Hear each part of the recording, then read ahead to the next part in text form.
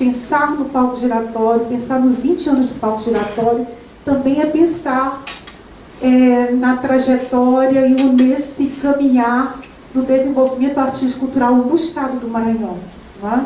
Ali também a gente vai pensando há 20 anos atrás, como nós crescemos juntos, né? Nós criamos um caminho e uma rede, não é? Assim que foi se ampliando. O palco giratório no Maranhão, com certeza, foi importante para abrir caminhos para esse diálogo, para o encorajamento, fortalecimento de talentos, de produtos, de artistas que já estavam aqui, que já existiam ou que não se percebiam tão fortes, e esse diálogo foi ampliado a partir de projetos que vai permitindo que se gire, né? Que gire a arte brasileira não conhecida, né? Ou desconhecida, que ela vá se tornando conhecida por todo o Brasil. E ao fazer isso por todo o Brasil, fatalmente, isso vai fortalecendo os estados, as ramificações por onde passa. Então não é diferente com o estado do Maranhão. E a gente tem exemplos aqui muito claros de artistas, né, que estão aqui, de produtores, de diretores, que se encontram aqui, que a gente acompanhou. Eu não sei se isso é um indicativo para a mulher dizer, mas eu acompanhei eu estou acompanhando esses 20 anos, né, aqui no SESC, né, dessa trajetória, e isso fica muito claro. E assim eu passo a fala para Mariana Pimentel. Quero agradecer a recepção e acolhimento desse SESC Maranhão empoderadíssimo, de mulheres incríveis. Eu acho isso maravilhoso. Só quero agradecer mesmo. A gente sempre repete isso, como é importante esse SESC Maranhão feminino, né? Essa mesa realmente ela é muito desafiadora, né?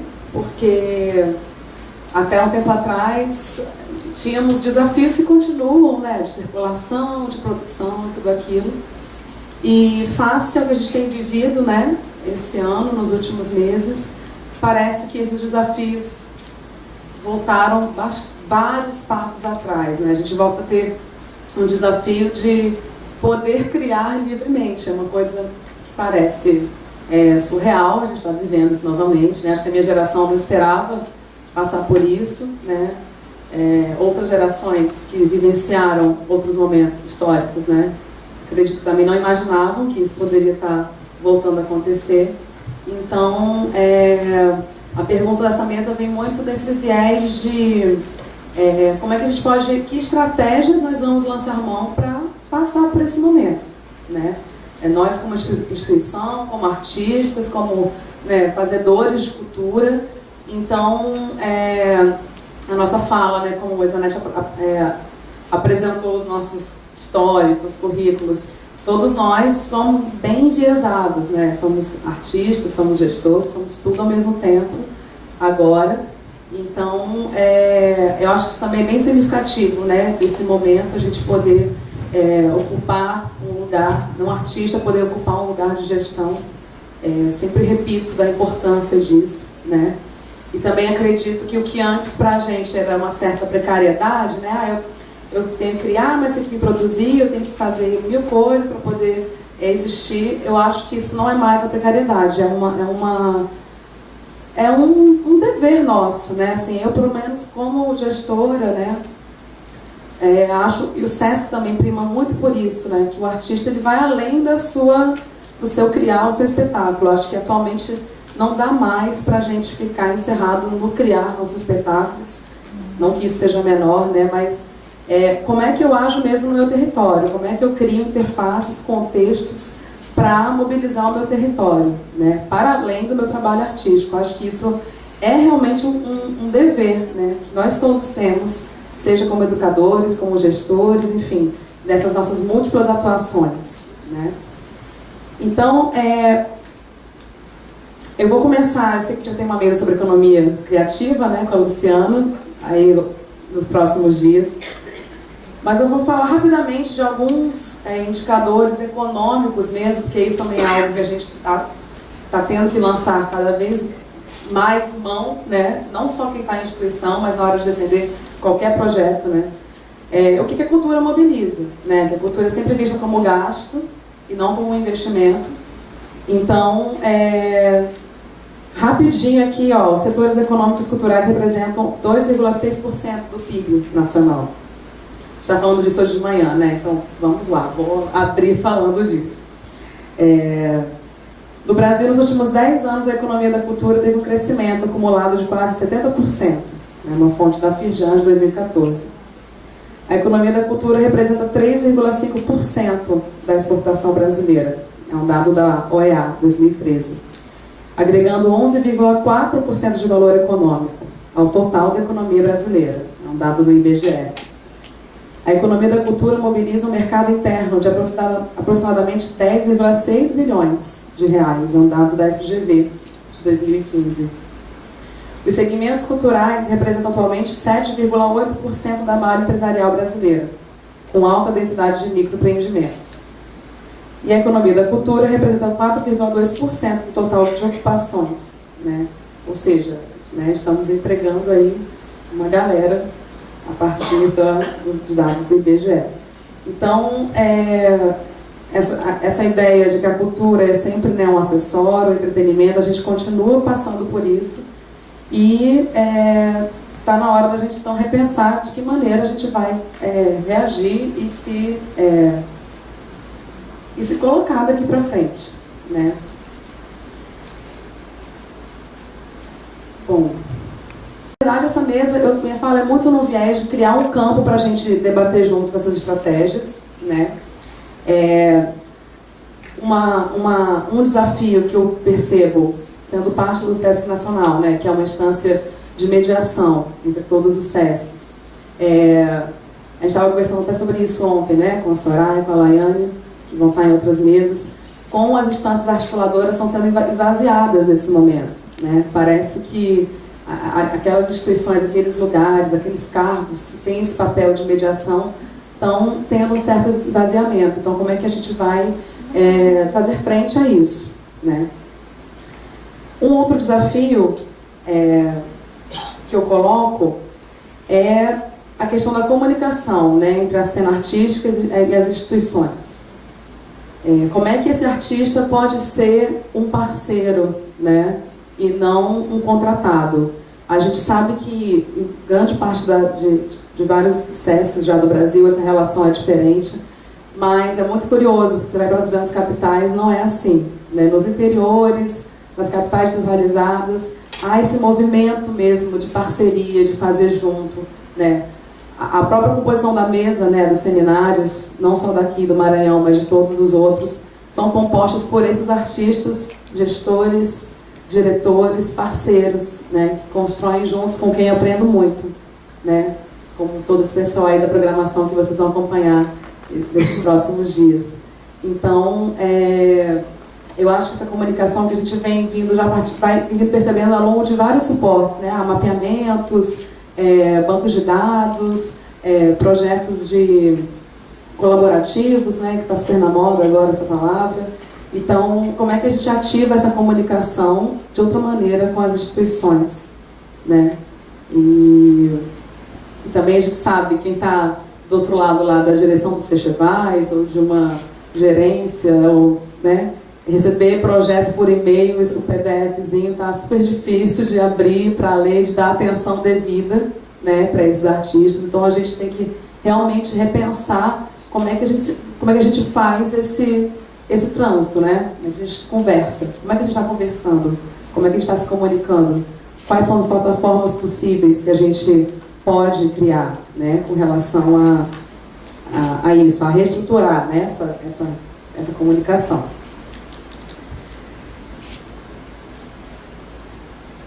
Outro desafio é com relação ao próprio, como eu falei no início, né, ao direito à cultura e à diversidade, né? Esses são eixos, são diretrizes da política cultural do SESC e que a gente tem que estar mais do que nunca reforçando isso, né, para a sociedade, né? Achei bem bacana a fala da Remédios, bastante inspiradora, né? A sociedade plural que a gente está vendo aí se empoderar, ter a sua autonomia. Então, esse desafio do direito e como é que a gente vai se instrumentalizar nessa área, né? A gente também, nas nossas multifacetas de artistas, etc., gestores, etc., também temos agora esse papel de tentar dominar um pouco mais essa área do direito mesmo, né? Pegar o nosso amigo advogado, trazer ele para o direito cultural, porque a gente está precisando, né? Acionar aí advogados ativistas mesmo, que possam nos dar um suporte na hora que a gente é surpreendido, né? Isso tem acontecido. Provocar debates, né? Até a gente tem conversado muito lá sobre os seminários do palco do ano que vem, que foi uma ação que está dando super certo, como é que ela pode focar nisso, né? Nesse debate. E por fim, assim, por fim, tem várias páginas aqui ainda, mas o meu tempo como é que está aí? Publica depois. Vamos lá, editando. Tá. E por fim, a questão, a dimensão mesmo formativa e mediadora da nossa ação, né? A gente teve um grupo de curadores na Bienal de Dança de São Paulo agora, do Sesc São Paulo, e a curadoria falou pra gente que apenas 20% dos projetos inscritos tinham como balizador ações formativas, oficinas, ações de mediação, né? Isso quer dizer que 80% dos projetos era para se apresentar. Assim, gente, de maneira nenhuma, estou querendo dizer que se apresentar só é menor, mas assim, isso é um reflexo também do que a gente anda fazendo ou não anda fazendo, né? Com esse diálogo com os públicos, os diferentes públicos que a gente quer tanto atingir, né? Então, é um termômetro, né, de como é que a gente pode cada vez mais fortalecer esse lado de formação que a gente tem, né? Junto com a obra e também para além dela.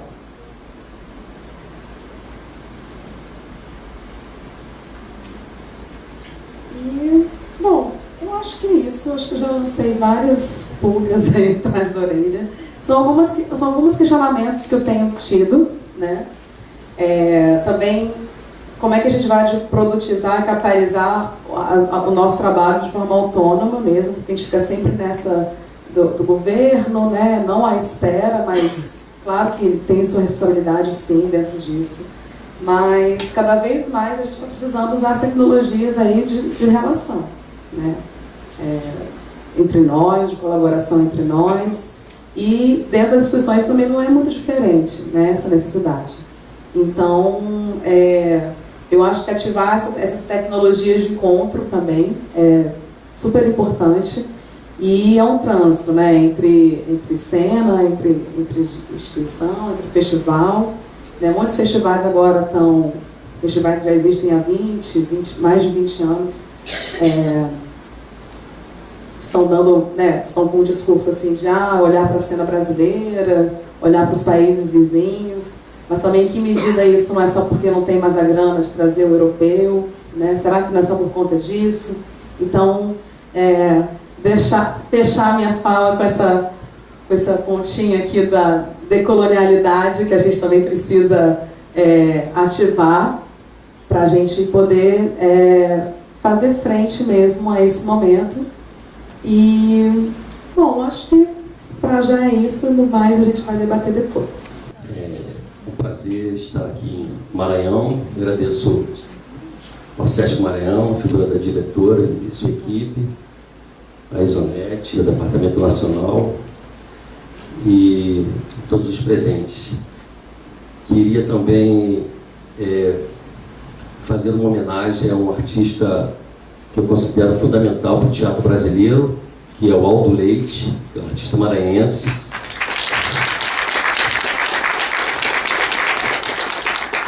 Aldo Leite, além de ter feito espetáculos maravilhosos, eu me recordo de um que foi importante, inclusive, para o palco giratório, porque foi na edição do Mambembão de 1980, ele fez o espetáculo Tempo de Espera, que era um espetáculo que se antecipou a toda uma onda de teatro antropológico que veio na década de 80 a movimentar a cena nacional.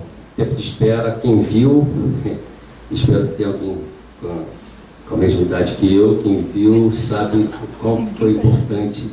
E como foi no palco giratório, também para quem sabe, o palco giratório, como foi no Mambembão, que a gente sabe, o palco giratório é uma inspiração direta do projeto, baseada no projeto Mambembão, que nas 3 edições, 78, 79 e 80, fazia uma coisa fundamental no Brasil, que era levar para o eixo sul-sudeste as produções das chamadas regiões periféricas. Naquela época a gente estava começando a discutir a diversidade brasileira, então esse projeto fez a diferença para a gente se encontrar com os Brasis. E o palco giratório nasceu justamente com esse desafio de prospectar para além a experiência de circulação do Mambembão. Então fica aqui, poderia homenagear vários outros, Vieira Goulart, etc., mas o Valdo Leite é fundamental, é um artista brasileiro, maranhense, que impactou a cena teatral no início da década de 80. Então é inspirado nele que eu vou tentar produzir algumas ideias. Eu geralmente gosto de improvisar, mas como aqui a gente tem pouco tempo, eu vou ler. Até porque essas coisas que eu vou ler, eu estou rascunhando para fazer um artigo para um jornal. Então eu vou tentar ler, vou ver se eu consigo fazer isso. E é isso. Bom, tempo de incertezas. Sugere o tema da mesa como que questionar o fazer cultural frente à crise política atual. É uma crise nova? Creio que não. Vejamos o que diz Abelardo I, capitalista nacional e protagonista da peça O Rei da Vela, de Oswald de Andrade. Lá pelo final do 2º ato, ele diz assim, Abelardo I: tenho estudado melhor. Somos parte de um todo ameaçado, o mundo capitalista. Há um momento em que a burguesia abandona sua velha máscara liberal. Declara-se cansada de carregar nos ombros os ideais de justiça da humanidade, as conquistas da civilização e outras besteiras. E organiza-se como classe, policialmente. Esse momento já soou no mundo e implanta-se rapidamente nos países onde o povo está machucado, acovardado e dividido. A peça, como todos sabem, foi escrita em 1933 e publicada em 1937. Encenada por Zé Celso em 1967 e reencenada agora em 2017. Pegue um avião rapidamente e tente assistir, que é uma pancada sobre o que está acontecendo hoje no país, e eu acho que é uma bússola para quem faz arte e faz política cultural. O contexto histórico é o início da Segunda Guerra Mundial, a ascensão do nazismo, do fascismo e do stalinismo. Então a crise germinada há 80 anos reaparece agora no cenário nacional com a sua roupa esfarrapada de guerra. A serpente já saiu do ovo, como diz Zé Celso. Toda crise política instala um panorama de incertezas sobre os rumos da sociedade. Tempos de incertezas que requer a coragem dos saberes clandestinos. Isso é uma fala do Foucault.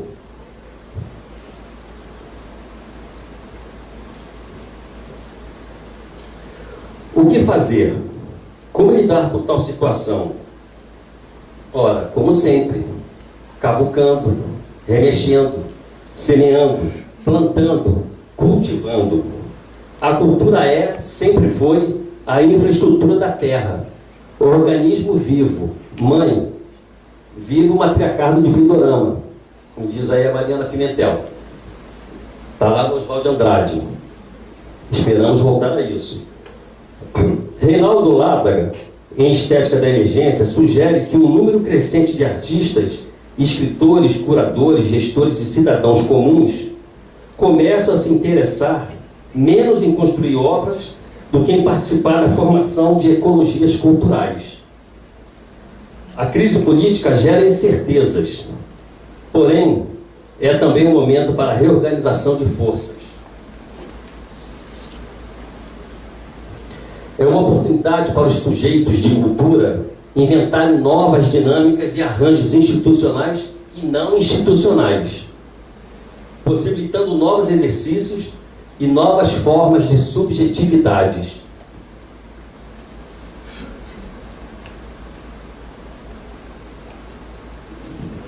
Podemos abordar o tema das incertezas por outro viés.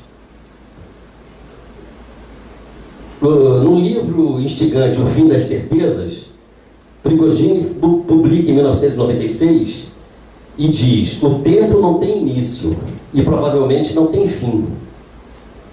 Existem possibilidades, não mais certezas. Tudo é instável. Então, como falar? De onde falar? De qual lugar?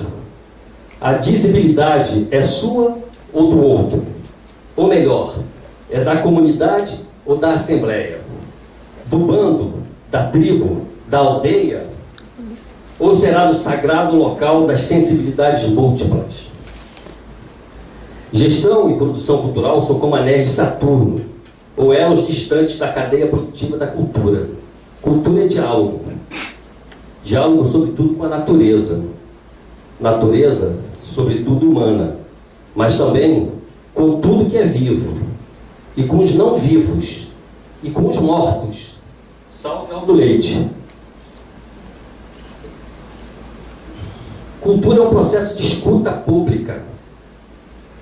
Então, o recorte que nos interessa nessa constelação chamada brutalmente de cadeia produtiva é o da cultura da criatividade humana. A ideia de gestão em jogo, então, é a que procura dar conta da explosão da vida cotidiana, extraordinária, da cultura expandida, da gestão do comum, da graça de estar junto no local da sensibilidade e da dizibilidade da vida em comum. Gestão local, do entorno, das bordas, do comunitarismo, de uma comunidade de ideias, comunidade de fonte aberta. A ideia de produção em jogo, então, é a que procura dar conta da produção de subjetividades, de produção de afetividades, ações, paixões, de produção de mundos ao revés, da produção de agenciamento afirmativos de potência, trans, não só binárias. Um jogo que liga, que troca, que conecta, que conjuga, que compõe, que combina, que reveza, que distribui, que escuta e acaricia, alterando a condição de sensibilidade e de dizibilidade das pessoas do seu entorno. Aqui eu botei uma observação: bebe água. Tem as rubricas. Cronometrou o tempo, né? Um plano de trabalho é um grão de areia no universo da ação cultural local. Algo está acontecendo aqui e alhures. Borboletas em pontos distantes do planeta estão batendo asas simultaneamente. No livro Acaso, como a matemática explica as coincidências da vida, Joseph Manzur lembra que vivemos num mundo maior do que imaginamos, onde bilhões de pessoas estão tomando decisões por segundo, inventando, experimentando.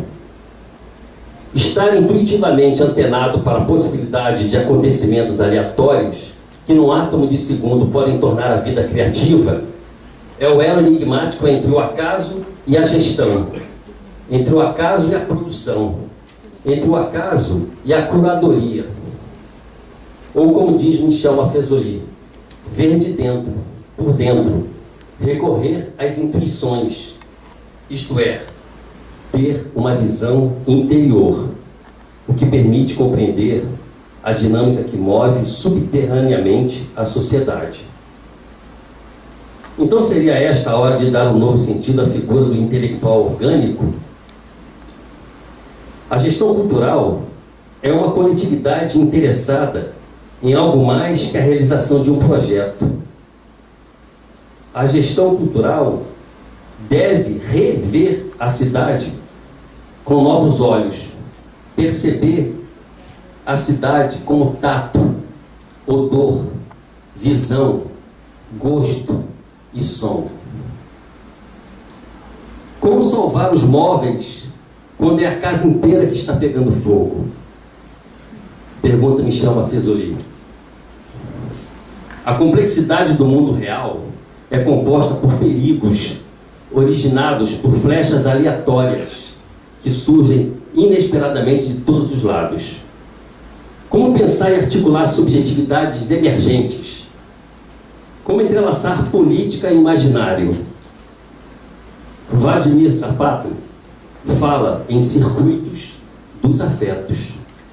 Ele diz que é necessário que nos deixemos afetar pelo que pode instaurar novas corporeidades e formas de ser. Isso indicia uma política dos saberes. Talvez um plano de gestão ou de produção devesse ser suficientemente aberto para suportar o caos criativo, pois há ordem na desordem e desordem na ordem. Guardadas as devidas especificidades astronômicas, podemos considerar que a vida criativa é o Big Bang permanente da cultura. Incertezas? Aqui vamos nós, aos desafios. 1. Lembrar que a conjuntura é um imenso campo de batalha. Estamos numa guerra cultural. 2. Sentir a gravitação do entorno, captar os fluxos que compõem a paisagem social. 3. Fazer um esforço de imaginação e de invenção de novas maneiras de vida. 4. Acreditar na erosão das certezas do conhecimento. 5. Entender, desentender que toda posição é, a priori, suscetível de revisão. 6. Reconhecer a necessidade de pluralizar e pulverizar o poder e fazer um esforço de reinvenção institucional. 7. Impulsionar uma forma nova de gestão e de produção cultural, de modos experimentais de existência, de pessoas, de espaços, de imagens e de tempos. 8. Instauração de processos criativos multilaterais de conexão, desconexão, que transbordem as formas de vida comuns e incomuns, compartilhadas em tempo de incertezas e tensões. 9. Agenciar circuitos de redes não oficiais de arte, convivência e cultura. E 10. Lembrar de Oswald de Andrade. Se ligar que ano que vem, 2018, o Manifesto Antropófago fará 90 anos que foi lançado, em 1928. E também Macunaíma, de Mário de Andrade. Ver com os olhos livres. Só a antropofagia nos une. Lei do homem, lei do antropófago. Estamos apenas no começo da aventura. Obrigado. Eu acho que inicialmente eu queria agradecer a classe, né, aos artistas que estão presentes aqui, porque a gente sabe que é muito difícil, né, reunir um grupo interessante de artistas para a gente conversar, para a gente dialogar e tal. E é aquilo, né, que existe um conceito para isso, né, que você falou, ele também falou, que essa coisa de você é artista e é 1 milhão de outras coisas, né, que é artista, etc. Né, artista, hífen, etc. Que isso foi pensado por um pesquisador chamado Ricardo Wasbal. Ele tem inclusive um texto, né, um livro sobre isso. Então nós somos, né, eu acho que no Brasil, eu imagino, né, estou jogando, né, mas eu imagino que no Brasil como um todo, eu acho que somos esses artistas, etc. Né?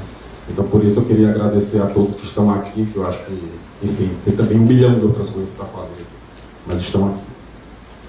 E também agradecer ao Sesc pela oportunidade de dar voz, né, para mim, para vocês também. Eu acho que o meu pensamento aqui ele vai seguir duas linhas, né, dois caminhos, que é pensar assim, que existem duas grandes linhas de força que gerem, né, que estão ali levando o trabalho das artes cênicas aqui no Maranhão, especificamente em São Luís.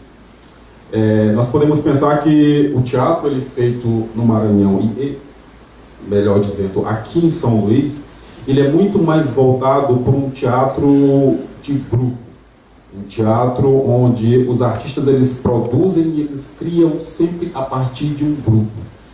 Nós temos uma capacidade incrível, que não é algo tão comum no Brasil, e aí quando eu falo não é tão comum no Brasil, porque eu já tive algumas experiências em outras cidades, e já percebi que isso não é comum em outras cidades, essa possibilidade de nos agruparmos, né? Então, estamos sempre em torno de uma legenda, né? Em torno ali de um nome de um grupo, né? Tudo que vamos produzir, estamos dentro de um espaço junto com outras pessoas.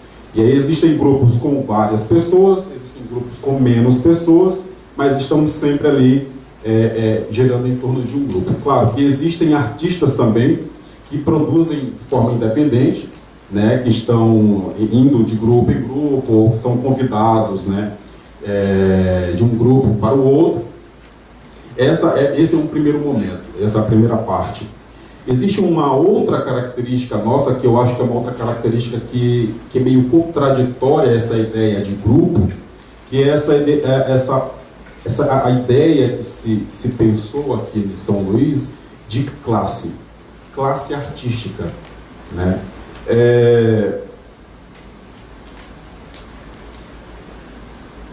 É contraditório porque a ideia de classe pressupõe que as pessoas, elas, querendo ou não, dialoguem do ponto de vista ideológico e político, e que, como que eu posso dizer, elas combinem alguns pensamentos. E eu acho que nós ainda não conseguimos atingir esse ponto, apesar de nós trabalharmos em grupo na cidade. Isso nos leva para um abismo, nos leva para um espaço, que é esse espaço que está se delineando no Brasil, no mundo, que é essa expansão da direita conservadora, né, da extrema direita, que é muito próximo e que nos deixa, por exemplo, suscetíveis àquilo que está acontecendo por aí, que é das pessoas dizerem o que é e o que não é arte, né? E da gente ter que escutar isso, às vezes calado, porque nós não estamos articulados, né?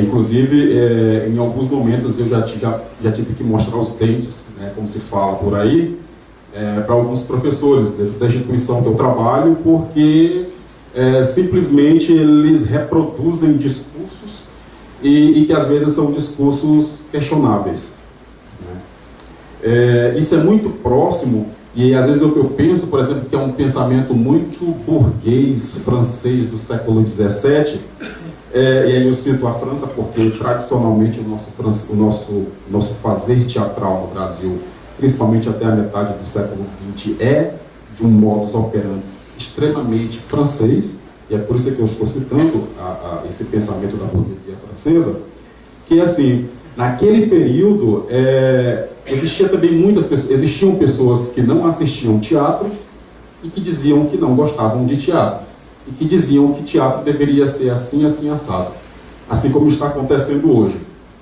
né? Claro, naquele período não existia ainda essa ideia de classe, né, como nós temos hoje. E alguns termos naquele período foram colocados. Então, por exemplo, nós temos termos como envenenadores públicos, trazido por um sociólogo francês chamado Jean Dauvignot, e ministros de Satanás, trazido, né, pelo norte-americano Marvin Carlson. Então é muito próximo disso que nós estamos trabalhando hoje, principalmente vindos de uma vertente, de uma moral religiosa, né, de uma moral muito mais cristã, né, entre aspas. A classe que se diz classe artística ainda não fala a mesma língua. Também não sei se é para falar a mesma língua. Tá? O fato é que precisamos sentar para dialogar sobre possibilidades. Na década de 70, portanto, também um momento de incertezas, né? Um movimento artístico confederado se articulou nacionalmente no sentido dessa classe artística articular possíveis caminhos de combate, de resistência estética, política e ideológica. Há quem diga que foi um momento muito forte também para o teatro maranhense. Eu não posso confirmar isso, mas por várias falas de pessoas que estiveram envolvidas, né, com aquele movimento, tudo aqui na cidade, e aí eu estou trazendo esse registro muito mais oral de pessoas, né? Então, que foi um movimento muito forte, onde os artistas eles tiveram uma articulação, eles se articulavam muito bem. Inclusive, essa articulação, ela fez com que essa ideia de formação, ela chegasse também de forma mais rápida aqui em São Luís do Maranhão, né, como um todo. Então, esses artistas, eles pensavam cursos, eles pensavam festivais, né, de teatro, né, no Brasil como um todo. E existia uma rede de pensamento, de articulação de uma classe artística, né, no Brasil. Né? Então, as pessoas conversavam, dialogavam, pensavam juntas, sentavam. Né? Então, pensavam estratégias de combate, né, como se estivesse no campo de guerra, mas uma estratégia de combate contra situações não tão interessantes de repressão à liberdade artística iguais, né, a que nós estamos caminhando, né, ou que já está aparecendo por aí. Houve um outro momento, aí já pulando, né, para um momento mais próximo nosso, que foi a criação do Fórum Maranhense de Artes Cênicas. Né? Esse momento de articulação também, uma possibilidade de articulação dos artistas, da classe artística, surgiu no ano de 2015, no início do ano de 2015, a partir do aniversário do Núcleo de Pesquisas Teatrais Rascunho, que é o núcleo que eu trabalho, e a partir da conversa, né, a partir de um tema proposto dentro desse aniversário, os artistas que estavam presentes se sentiram empolgados, né, impulsionados a levar esse pensamento, esses encontros constantes para frente. Então, criou-se esse espaço de articulação, criou-se esse espaço de tentativa de diálogo com gestores, com o governo, né? Não pensando, por exemplo, de tomar a função do governo, que era algo, por exemplo, que foi muito confundido na década de 70, tanto aqui no Maranhão quanto em outras localidades do Brasil, que essas ações, por exemplo, desses movimentos confederados, né, que existiam aqui no Brasil, de tomada de ações que deveriam ser do Estado, né? Então, o artista ele precisa saber o seu lugar. Qual é o lugar do artista? Né? Em qual momento, em que momento eu tomo as ações para mim? E em qual momento eu preciso saber que essa ação, esse tipo de ações, né, ele pertence ao Estado e não, né, a mim, né, enquanto artista.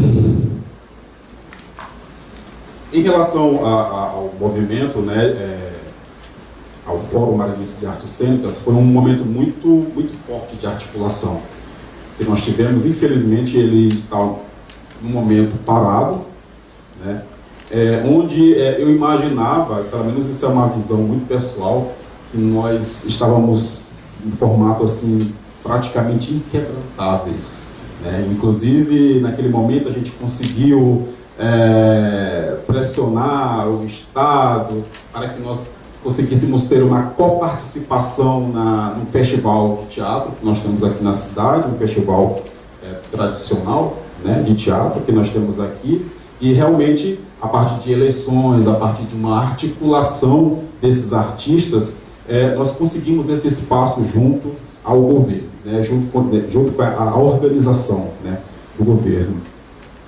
Mas, infelizmente, a carruagem virou abóbora, né, novamente. Eu me arrisco a pensar que sempre estivemos num contexto de incertezas. Me parece que existe uma força, um sistema que sempre, quando começamos a andar, esse sistema não desarticula de uma forma que temos que voltar ao zero. Essa força, eu me arrisco a dizer que é de origem política, ou por sua falta, ou por sua maliciosa manipulação.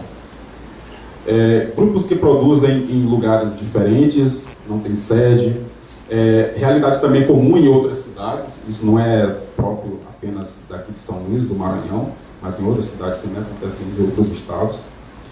Mas existem outras políticas que ajudam aos artistas, né? Aqui, essa nossa desarticulação, e é por isso que eu não acredito na palavra classe artística, faz com que a gente não tenha esses apoios, né, por parte do Estado. Alguns grupos eles conseguem sobreviver, conseguem manter uma estética muito própria, e aí por conta mesmo de perseverança, mesmo, e por conta de apoios mesmo, de meter a cara, de escrever projetos, de tentar circular, de eventos, por exemplo, como esse, né, de tentativa de diálogos com outras realidades, faz com que esses grupos eles consigam sobreviver com um único espetáculo. Tá? Agora, existe, por exemplo, uma outra realidade, um outro lugar também, que é de espetáculos que já nascem, que são espetáculos natimortos. Né? Então, espetáculos que já nascem com data, né, de vida, assim, já nascem para o evento e morrem assim que acaba o evento. Então, isso é um reflexo de uma desarticulação. E quando eu trago essa questão da desarticulação política dos artistas, é exatamente isso que eu estou querendo propor aqui agora, porque nós estamos indo para algo estranho. Né? Talvez seja por isso essa ideia da incerteza, né, trazida pelo seminário, porque a gente está indo para um lugar que a gente não sabe. Infelizmente, a gente não sabe o que está... se algo pior está por vir, né? Se está chegando por aí. Então, nós precisamos, enquanto artistas, enquanto produtores, enquanto produtores de cultura, sabe? Precisamos estar juntos, né? E precisamos elaborar um idioma que eu não preciso concordar esteticamente um com o outro, mas eu preciso, no mínimo, tentar estabelecer um diálogo. Tá? Então, ninguém precisa concordar esteticamente um com o outro, mas eu preciso me juntar. Aquela história, né? Juntos somos mais fortes. Então, é isso. E aí tem um outro ponto, não sei se o meu tempo já acabou aí. Para encerrar. Dá para encerrar? Tem um outro ponto que é, por exemplo, assim, essa falta de espaço que gera, por exemplo, essa impossibilidade ou essa dificuldade para gerar uma estética própria. E existe uma ideia também forjada também politicamente, que é essa ideia de dizer que, por exemplo, nós não temos público e que o gosto do público maranhense também é um gosto forjado a partir de um determinado grupo político. Tem uma dissertação que depois a gente pode conversar, durante a conversa a gente pode, né, esmiuçar melhor, que traz um histórico, né, da criação e do estabelecimento do conceito de cultura que nós temos no Maranhão. Tá? Então, por exemplo, aquilo que nós chamamos de identidade cultural, que está muito mais voltado, digamos, para a cultura popular, é um conceito, é uma concepção forjada por um grupo político, por uma questão de propaganda política unicamente. É claro que eu não estou aqui dizendo que o Bumba Meu Boi ele não existia e que ele foi criado assim do nada, né? que o tambor de crioula não existia e que foi criado do nada. Não é isso. Mas que essas manifestações culturais, assim como o samba, aconteceu com o samba, foi tomado de um determinado grupo étnico, tá? e se tornou uma bandeira de Estado para determinados políticos. Então, Getúlio Vargas fez isso lá no passado com o samba, e aqui nós sabemos exatamente que ele fez isso com o Bumba Meu Boi. Tá? Isso desde a década de 70, mas isso é uma conversa que está escrito nessa... É uma conversa bastante interessante, e eu concordo com essa jornalista que escreveu uma dissertação bem interessante sobre o teatro e política na cultura popular no Maranhão. Bom, para a mesa é como pensar a pluralidade, levando em consideração a parcela conservadora / extrema-direita, que forma também este aspecto conceitual que chamamos de plural. É um pouco pensar isso, porque navegou assim nesse conceito de pluralidade, e aí é pensar como a arte ela enfrenta isso. E uma outra pergunta, especificamente para Mariana, eu gostaria de saber se o ato de censura ao artista da performance DNA em Brasília fez repensar ou reforçar algumas diretrizes culturais na instituição SESC. Eu ponto um pouco essas duas falas, estão dentro de um aspecto da censura da arte, me interessa muito saber como esses gestores culturais, pessoas que estão pensando a gestão cultural e a produção cultural a nível nacional e a nível regional, estadual, enfim, se vê diante disso, porque eu acho que pensar diretrizes culturais é pensar para além do econômico e que envolve outros aspectos. Você se colocar, porque você não pode imaginar que a ausência dos pensamentos extremos, seja de direita ou de esquerda, ou que seja extrema ao seu pensar, vá se extinguir de uma hora para outra. Se isso é uma constituição de poder, você tem que poder. Não basta você dizer, por exemplo, a questão da censura. A questão da censura está lá na Constituição brasileira, aprovada. É proibido proibir. Não é nessa, deveria ser até essa frase do Caetano Veloso, mas está lá, há 2 artigos, parágrafos, dizendo que é a livre expressão, que você não pode ser proibido. Então, isso é uma discussão, está garantida. Então, se um pensamento conservador ultrapassa os documentos, as leis do povo, da população, que são legitimadas a partir de instâncias de representatividade, então nós estamos realmente num período em que não se fala mais no ovo da serpente, a serpente já nasceu.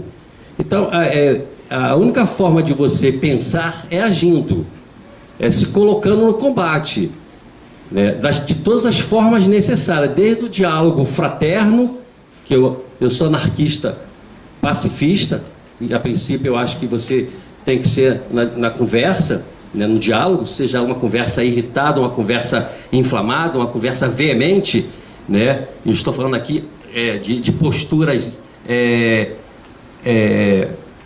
de potência anteriores às atitudes extremas de pegar em armas, Não estou falando dessa condição, estou falando que se nós conquistamos tivemos tantas conquistas de cidadania da sociedade civil no advento da abertura para agora, por que de repente isso tudo está sendo desconsiderado? Então, essa perplexidade é uma incerteza. Mas essa incerteza, ela já está lá, ela está no átomo, está na vida, está na enzima, está no verme, está na constituição atômica, está no universo, Esse tempo é uma espiral mirabolante, quer dizer, o Bergson fala, não existe passado, presente e futuro, existe simultaneidade desses tempos. Então é isso que acontece, vai e volta. Aliás, é bom lembrar, no Brasil nós tivemos poucos momentos de democracia.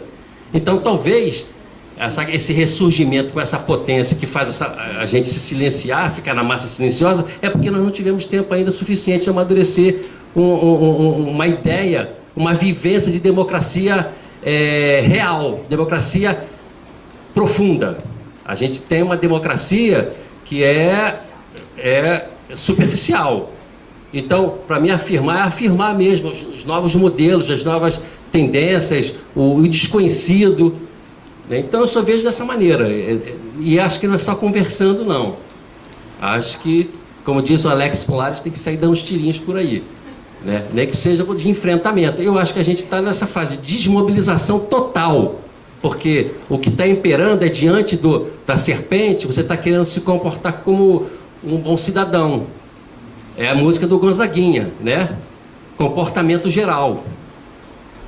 Não sei se todo mundo conhece essa música aí, então está aí. Mas não sei se eu respondi, mas eu acho que a indignação tem que se transformar em ação coletiva, de diversas formas. Não seja só de enfrentamento óbvio, não, mas acho que ela começa por você, por dentro, né?